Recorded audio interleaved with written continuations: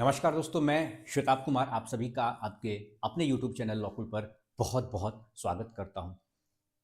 दोस्तों, आप जितने भी जुडिशियल सर्विस एस्पिरेंट्स हैं उनके लिए एक बात मैं कहूंगा, चाहे वह क्रिमिनल लॉ हो, सिविल लॉ हो, कॉमर्शियल लॉ हो, फैमिली लॉ हो, कॉन्स्टिट्यूशनल लॉ हो, उसके कुछ बेसिक टर्म्स को आपको समझना बहुत ज़रूरी है।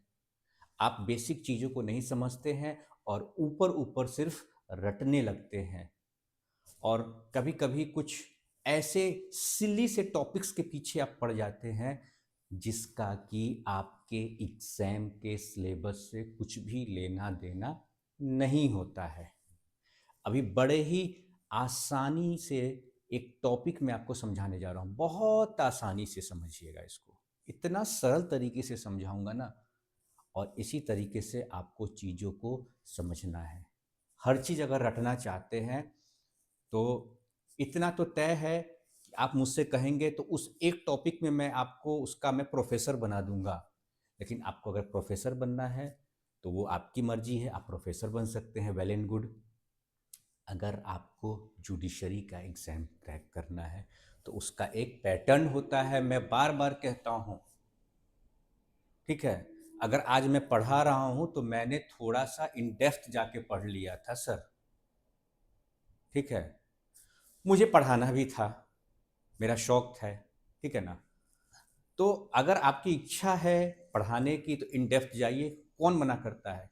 एक सेक्शन को भी अगर आप उठाते हैं, चैप्टर तो छोड़ दीजिए, एक सेक्शन पे आप चाहेंगे ना तो एक किताब तक लिख सकते हैं, एक डॉक्यूमेंट्री तैयार हो जाएगा उस पर।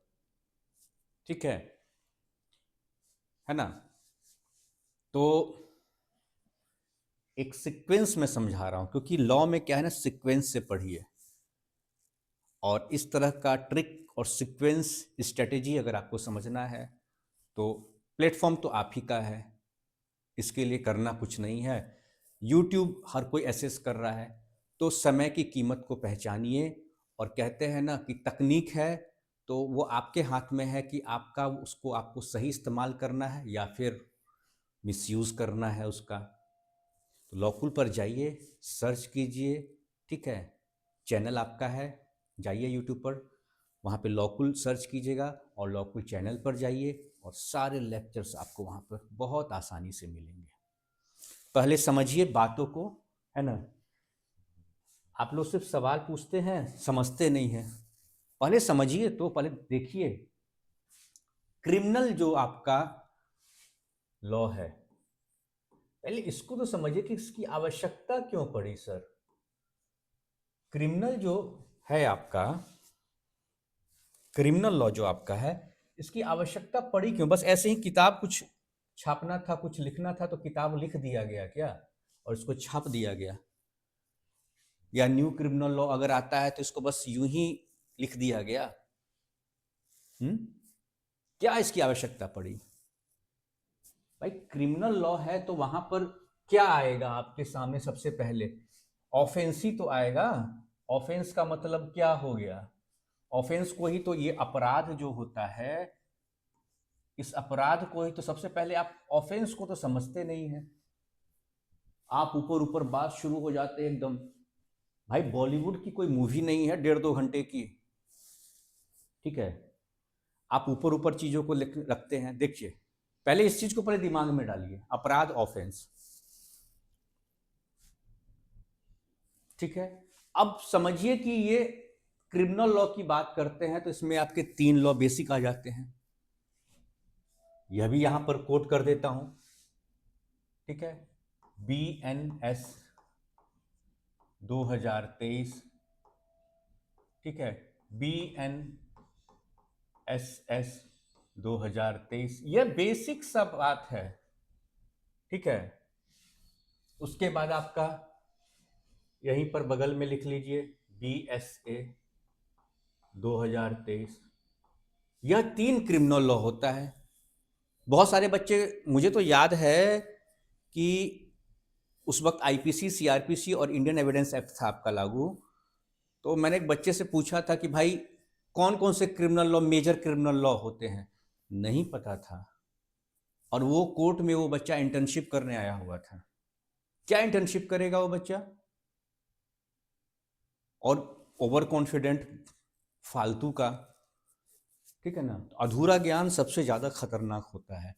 दूसरी बात, आप जिस फील्ड में हैं, चाहे आप जुडिशरी में जाते हैं या एडवोकेसी में जाते हैं, किसी लॉ फर्म में जाते हैं, कॉरपोरेट ज्वाइन करते हैं, या किसी भी ऐसी फील्ड में जहां आपका लीगल इशू है, लीगल मैटर है, पूरी लाइफ आपको पढ़ना है, पूरी लाइफ आपको पढ़ना पड़ेगा। इस बात को आप दिमाग में रखिए। तो ओवर कॉन्फिडेंट कभी नहीं होइए, कभी नहीं होइए। हर किसी के पास ज्ञान है, हो सकता है जो मेरे पास है वो आपके पास नहीं, और जो आपके पास है शायद मेरे पास नहीं है ना। तो अपराध, ऑफेंस, पहले इसको समझिए कहां पर डिफाइन है। सबसे पहले तो इस कॉन्सेप्ट को पहले देखिए, तीनों लॉ को देखिए। अब ये ऑफेंस कहां पर है, पहले उसको समझिए। डिफाइन है, अपराध को कहीं पर डिफाइन किया गया है? इसको डिफाइन किया गया है कि नहीं किया गया है, पहले यह बताइए, कहां डिफाइन किया गया है? तो ऑफेंस को डिफाइन किया गया है सेक्शन 2 जो है आपका, वो डेफिनेशन पार्ट से डील करता है। 2(1) के क्यू में, 2Q में आपका ऑफेंस को डिफाइन किया गया है। कहां पर डिफाइन किया गया है? तो 2Q में डिफाइन किया गया है।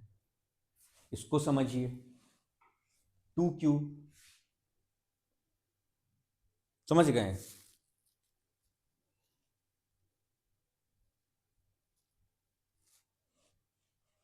अब ये ऑफेंस होता क्या है? ऑफेंस 2Q में है। अब ऑफेंस होता क्या, हर चीज को ऑफेंस ही कह दिया जाएगा? तो नहीं। एन एक्ट और ओमिशन, ध्यान से सुनिएगा, एन एक्ट और ओमिशन, कौन से एक्ट और कौन से omission? Which is made punishable by law. आप किसी के द्वारा ऐसा किया गया कृत्य, किसी व्यक्ति के द्वारा किया गया ऐसा कृत्य, ऐसा कार्य या ऐसी भूल, ऐसी गलती जिसके लिए कानून में सजा का प्रावधान है। सजा की बात कहां? आपका आईपीसी याद है? आईपीसी की जगह कौन सा कानून आया है? बीएनएस आया है। इंडियन पीनल कोड की जगह कौन सा कानून आ गया? कौन सा आ गया? बीएनएस आ गया, बीएनएस 2023। वही तो लिखा हूं, बीएनएस 2023। पनिशमेंट की बात यहीं पर होती है। आप जब तक लिंक नहीं कीजिएगा, डिस्टिंग्विश नहीं कीजिएगा, क्योंकि मुझे तो सबसे बड़ी दिक्कत अभी ये, मैं शॉक्ड हूं कि जो बच्चे फाइनल ईयर पास आउट कर चुके हैं, मैं हर लॉ कॉलेज की बात नहीं कर रहा हूं, लेकिन ऑन एवरेज आपको लगता है कि आप पता नहीं क्या है, लॉ की पढ़ाई कर रहे हैं, तो पैर जमीन पर रहता नहीं है, हवा में रहते हैं और फिर समय बर्बाद होता है। लेकिन उसी कॉलेज से, मैं जिस कॉलेज की बात कर रहा हूं, उसी कॉलेज से बच्चे हाई कोर्ट तक गए हुए हैं, ठीक है ना। हाई कोर्ट में जजेस वो रह चुके हैं। जुडिशरी की बात तो छोड़ दीजिए, लेकिन वहां पे अब उन्होंने पढ़ाई करा तो उसका फल उनको मिला। आप ऊपर ऊपर रहते हैं। तो बीएनएस, ठीक है, ऑफेंस की बात होती है, तो ऑफेंस का जो पनिशमेंट है यही ऑफेंस है। 2Q में जो ऑफेंस है आपका बी एन, और ये ऑफेंस कहां पर है? यह आपका बीएनएसएस में है, फिर नहीं उसको जोड़ लीजिएगा बीएनएस में, ये बीएनएसएस में है। ये डेफिनेशन, डेफिनेशन कहां है ऑफेंस का? 2Q जो डेफिनेशन है ये भारतीय नागरिक सुरक्षा संहिता में है, बीएनएसएस। और जो पनिशमेंट है वह कहां है? तो वह बीएनएस में है। पनिशमेंट जो है आपका, या जो अपराध होगा, इसके लिए जो पनिशमेंट है वह है आपका, कहां पर है सर? तो वह बीएनएस में है। अब सुनने में कहिएगा सर बीएनएसएस, बीएनएस, इतना भी मतलब थोड़ा सा चलाइए। ये भारतीय नागरिक सुरक्षा संहिता हो गया और ये भारतीय न्याय संहिता हो गया। यह नागरिक सुरक्षा की बात करता है और ये न्याय की बात करता है, भारतीय न्याय संहिता बीएनएस। इसमें पनिशमेंट है, और पनिशमेंट के लिए जो प्रक्रिया होगी वह प्रक्रिया दिया हुआ है बीएनएसएस में, इसलिए इसको प्रोसीजरल लॉ कहते हैं। सीआरपीसी था, उसी को हटा के बीएनएसएस आ गया, और आईपीसी को हटा के आपका क्या आ गया? बीएनएस आ गया। मैकॉले वाला हट गया, है ना। और स्टीफन वाला आपका इंडियन एविडेंस एक्ट हट गया, बीएसए आ गया, भारतीय साक्ष्य अधिनियम। साक्ष्य की बात, भाई बिना साक्ष्य लिए कैसे किसी को सजा दे देगा? सबूत तो चाहिए ना। तो सबूत कहाँ, किस प्रावधान के तहत है, कौन सा सबूत देना है, क्या प्रक्रिया होगी, वो सब कुछ कहाँ? तो भारतीय साक्ष्य अधिनियम बीएसए में लिखा है। तो ऑफेंस को तो पहले समझिए, ये समझा ही नहीं आपने।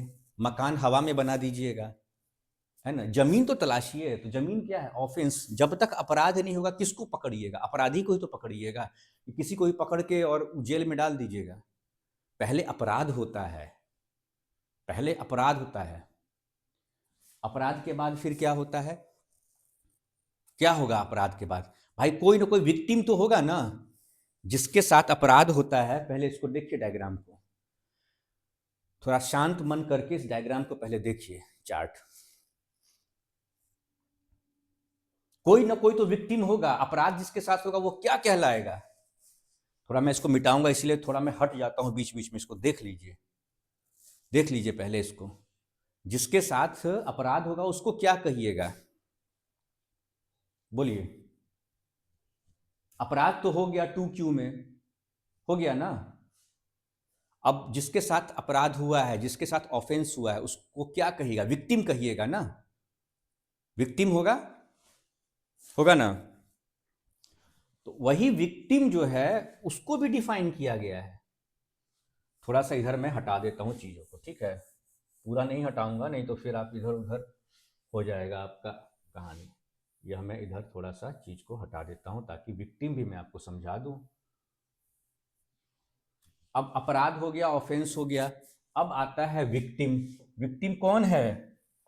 जिसके साथ ऑफेंस हुआ है, अपराध हुआ है, ठीक है, यह विक्टिम होता है। और यह कहाँ डिफाइन है? तो यही BNSS में डिफाइन है। लिख देता हूं बड़ा से, BNSS भारतीय नागरिक सुरक्षा संहिता 2023, एकदम बड़ा बड़ा है, देख लीजिए। यही विक्टिम है। और विक्टिम कहां पर है डिफाइन किया गया है? ऐसे ही पढ़िएगा ना सर तो समझ में आएगा। 2Y में, 2Q में क्या है? ऑफेंस है। 2Y में विक्टिम है, ठीक है। और ऑफेंस में एक तो आता है कि any act and omission which is made punishable by law, यह तो आता ही ऑफेंस में। और क्या आता है? ऐसा कंप्लेंट विच इज मेड, ऐसा कंप्लेंट जो कि section 20 of cattle trespass act के तहत किया गया हो। यह दो चीज याद रखिएगा, यह आपको पूछा ही पूछा जाता है, इंटरव्यू में पूछ लिया जाएगा भाई, समझ गए ना। इंटरव्यू में भी पूछ लिया जाएगा। ऐसा ऐसा इजी क्वेश्चन पूछा जाता है जिस तरफ आपका ध्यान नहीं रहता, आपको लगता है हार्ड है। अरे ये सब इजी है, आप पढ़ते ही नहीं है। ऊपर ऊपर पेड़ लगा, बस आम तोड़ लेना है, ठीक है। तो विक्टिम 2Y। अब यह विक्टिम तो हो गया। अब जो विक्टिम है उसका राइट क्या है? रेमेडी क्या है इसके पास?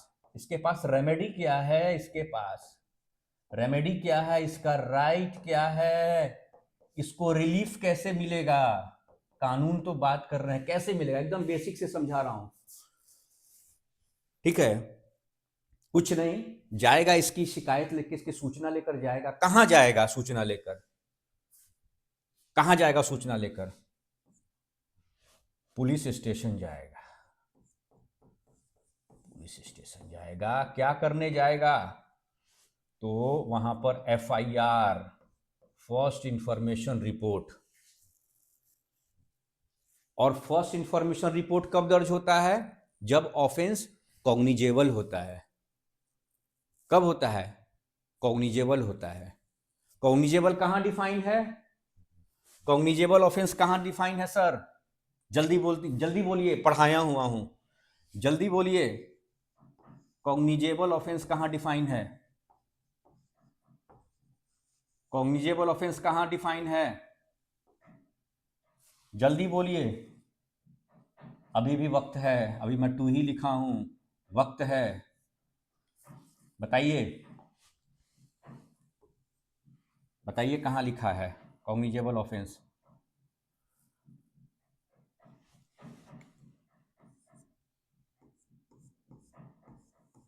जियो, जियो, गो। तो जी में क्या होगा? कॉग्निजेबल ऑफेंस होगा। 2G में कॉग्निजेबल ऑफेंस होगा। और 2O में क्या होगा, नॉन कॉग्निजेबल ऑफेंस होगा। तो संज्ञेय अपराध जो होता है, ठीक है, उस संज्ञेय अपराध के मामले में क्या होगा, यहां पर जो विक्टिम है वह एफआईआर दर्ज करवाएगा, एफआईआर, ये ठीक है, यह एफआईआर जो होता है किस मामले में होगा, तो संज्ञेय मामले में होगा। देखिए, है ना, समझ में आ रहा है। अपराध हुआ, ऑफेंस हुआ, पहले 2Q में डिफाइन है, किस जिसके साथ अपराध होगा उसको क्या कहेंगे, तो पीड़ित, पीड़ित है, विक्टिम, ठीक है। विक्टिम में खुद विक्टिम भी आएगा, साथ में उसके कौन आएंगे, उसके गार्जियन भी आएंगे, उनके लीगल हियर्स भी आएंगे, ठीक है। उसके बाद विक्टिम 2Y में डिफाइन है। विक्टिम के पास रेमेडी क्या है, क्या रेमेडी है, क्या राइट है, क्या रिलीफ मिलेगा, तो भाई कुछ नहीं, जाइए आप, to set the law into motion, ठीक है। अब कानून अपना काम करेगा, कैसे करेगा, इसकी सूचना दीजिएगा तब ना भाई, मुंह से बोलने से होगा नहीं, एफआईआर रजिस्टर्ड होगा, एक एफआईआर नंबर होगा। कैसे मामले में एफआईआर होता है, कभी कभी लोग कहते हैं कि सर थाना गए थे, हमारा एफआईआर नहीं लिया। तो आप मिठाई मांगे खाने के लिए, सामने वाला मिठाई नहीं देगा, आप एफआईआर करवाने चल दीजिएगा। छोटे मोटे जो मामले होते हैं उसमें एफआईआर नहीं होता है, उसमें एनसीआर होता है। उसके लिए प्रावधान, जो एफआईआर है उसको लेके कहाँ, एफआईआर को डिफाइन नहीं किया गया है। अच्छा, ये भी बता दूं मैं, एफआईआर को डिफाइन नहीं किया गया है, इसको लेके प्रावधान जो प्रक्रिया है वो कहां पर है, ठीक है। तो इसको लेके प्रक्रिया है, पुलिस स्टेशन में जाइएगा ना, तो जो इंफॉर्मेशन दीजिएगा ना उसको दर्ज करेगा, आपकी शिकायत को दर्ज करेगा, और उसी को कहते हैं प्राथमिकी सूचना, ठीक है, फर्स्ट इंफॉर्मेशन रिपोर्ट। तो वो आपको कहां पर है, तो 173 ऑफ BNSS, ठीक है, सेक्शन है ये, ठीक है, सेक्शन 173 ऑफ भारतीय नागरिक सुरक्षा संहिता। 173 में जाइएगा आप, पुलिस स्टेशन जाइएगा, वहां दरोगा जी रहेंगे, ठीक है, जाइए वहां पर, कहिए हमारे साथ यह सब कुछ हुआ है, लिखित में दीजिए, नहीं तो मौखिक बोलिए, आपका वहां पे लिखा जाएगा एफआईआर। 173 में जाइए, ठीक है। सीआरपीसी में 154 में था, यहां क्या है, तो 173 में है, ठीक है। और 174 में क्या होगा, 174 में एनसीआर दर्ज करवाइए, वही नॉन कॉग्निजेबल ऑफेंस, गैर संज्ञेय अपराध जो होता है, कहाँ है, सेक्शन 2O में डिफाइन है, छोटे मोटे मामले जो होते हैं, ठीक है। तो वहां पर क्या जाइएगा, तो वहां कहिएगा एफआईआर, एफआईआर नहीं, वहां क्या दर्ज होता है, NCR, non cognizable report. NCR stands for non cognizable report, section क्या है, 174।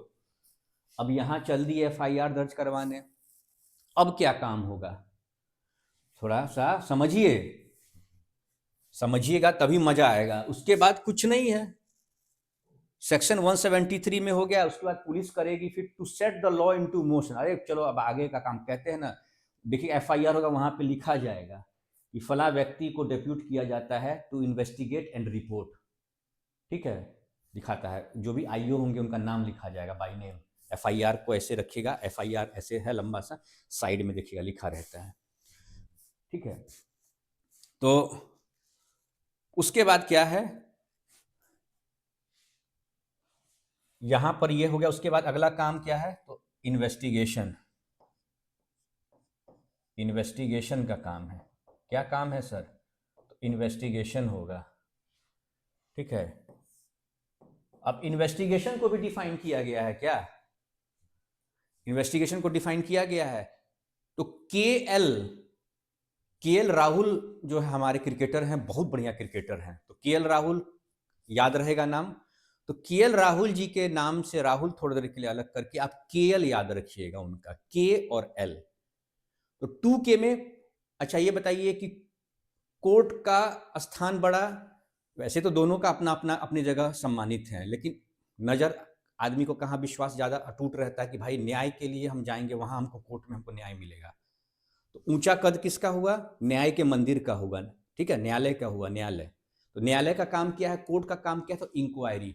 तो 2K, तो के आपका पहले आ गया है ना, के ऊपर स्थान हो गया, तो के में क्या है आपका, इंक्वायरी। इंक्वायरी कोर्ट के द्वारा किया जाता है, ठीक है, मैजिस्ट्रेट के द्वारा किया जाता है। तो इनका ये पहले नंबर पे आ गए।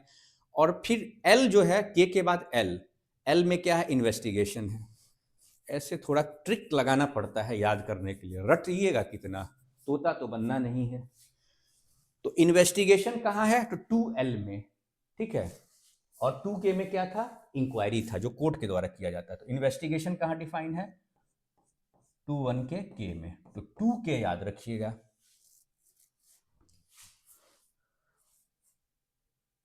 ये मैं इन्वेस्टिगेशन की बात नहीं, इंक्वायरी की बात नहीं, इन्वेस्टिगेशन की बात कर रहा हूँ। इंक्वायरी आपका 2K में आएगा, ये आएगा आपका 2L में आएगा।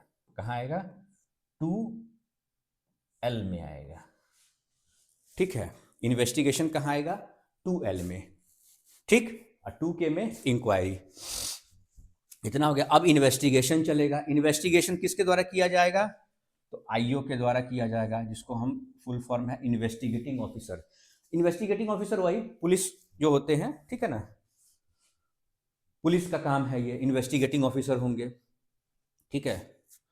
अब इन्वेस्टिगेटिंग ऑफिसर इन्वेस्टिगेशन करेंगे, तो उसके बाद इन्वेस्टिगेशन के बाद जो उनकी फाइंडिंग होगी, जो उनको सबूत मिलेगा, है ना, वो सारी चीजें, ठीक है। तो इन्वेस्टिगेशन होगा, तो इन्वेस्टिगेशन की प्रक्रिया कहाँ दिया हुआ है, यह भी पता होना चाहिए, पता होना चाहिए कि नहीं। तो इन्वेस्टिगेशन को लेकर जो प्रक्रिया दिया गया है वो है आपका सेक्शन 195।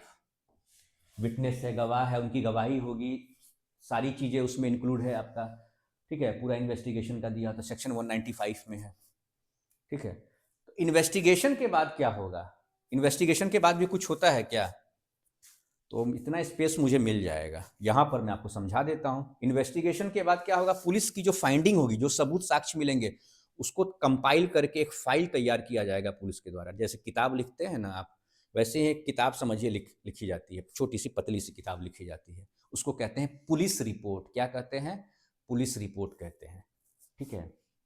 तो यह पुलिस रिपोर्ट जो है, यह जो पुलिस रिपोर्ट है सर, ठीक है, यह जो पुलिस रिपोर्ट है, यह किस सेक्शन के तहत आपका आएगा, तो पुलिस रिपोर्ट आएगा आपका सेक्शन 193 का सब सेक्शन 3। भाई फ्रेम में आ रहा है ना, आप लोग को देख लीजिए, साफ साफ फ्रेम में आ रहा है, सेक्शन 193 का सब सेक्शन 3, ठीक है। यहां पुलिस रिपोर्ट, पुलिस रिपोर्ट में भी दो बातें होती हैं, यह भी जान लीजिए, ठीक है। एक क्या होता है कि जिस मामले को लेकर एफआईआर दर्ज किया गया है और जिन लोगों के नाम से एफआईआर हुआ है, उनके खिलाफ अगर सबूत नहीं मिलता, घटना तो हुआ है, ठीक है, हुआ है, लेकिन इन व्यक्तियों के खिलाफ जिनका नाम एफआईआर में है, या फिर कोई अन्य व्यक्ति, उनके खिलाफ कोई सबूत नहीं मिलते हैं, साक्ष्य नहीं मिलता है, तो केस क्या होगा, नो एविडेंस का केस होगा। और वहां क्या, कोर्ट में इन्वेस्टिगेटिंग ऑफिसर के द्वारा कौन सी रिपोर्ट फाइल की जाती है, दोनों पुलिस रिपोर्ट ही कहलाएगा। लेकिन पहला क्या होगा, अगर नो एविडेंस का केस होगा, कोई भी साक्ष्य नहीं मिलेगा, तब जो न्यायालय में, माननीय न्यायालय में जो रिपोर्ट फाइल होता है, उसको कहा जाता है, क्या कहा जाता है, क्लोजर रिपोर्ट, क्लोजर रिपोर्ट या फाइनल रिपोर्ट, इन शॉर्ट उसको एफआर भी कहते हैं, FR. FIR stand for FR, FIR नहीं, F R. F stand for final, R stand for report, final report, ठीक है। फाइनल, अंतिम जांच प्रतिवेदन, फाइनल रिपोर्ट, ठीक है। यानी कोई साक्ष्य नहीं मिला, नो एविडेंस का केस है, क्लोजर रिपोर्ट, क्लोजर, केस खत्म वाली बात हो गई। हाँ, अब ये कोर्ट इसके लिए बाउंड नहीं है, माननीय न्यायालय जहां जो मजिस्ट्रेट हैं, जुडिशियल मजिस्ट्रेट, वो इसके लिए बाउंड नहीं कि एक्सेप्ट करें। लेकिन मैं कोर्ट की बात नहीं कर रहा हूं, यहां बात कर रहा हूं पूरा जो आपका ऑफेंस है, विक्टिम है और इन्वेस्टिगेटिंग एजेंसी, लॉ कैसे काम करता है ये क्राइम होने के बाद, ठीक है। तो ये पूरा क्राइम का बात हो रहा है, जस्टिस जब जुडिशरी की बात होगी तो उसको फिर मैं बाद में रिलेट करूंगा, पहले इधर समझिए, ये बेसिक है, इसलिए ऊपर ऊपर नहीं भागिए, ठीक है। देख लीजिए एक बार, मैं साइड फिर हो जाता हूं। उसके बाद क्या होगा, दो बातें, पहली सिचुएशन में अगर एविडेंस नहीं हुआ, साइड में लिख देता हूं यहां पर, तो एविडेंस नहीं मिला तो क्लोजर रिपोर्ट, क्लोजर रिपोर्ट इसी को कहा जाता है, क्लोजर रिपोर्ट या शॉर्ट में एफआर, क्लोजर रिपोर्ट। अगर एविडेंस मिलता है, ठीक है, तो पुलिस क्या करती है, चार्जशीट फाइल करती है सर, चार्जशीट फाइल करती है, जिसे हम चालान भी कहते हैं।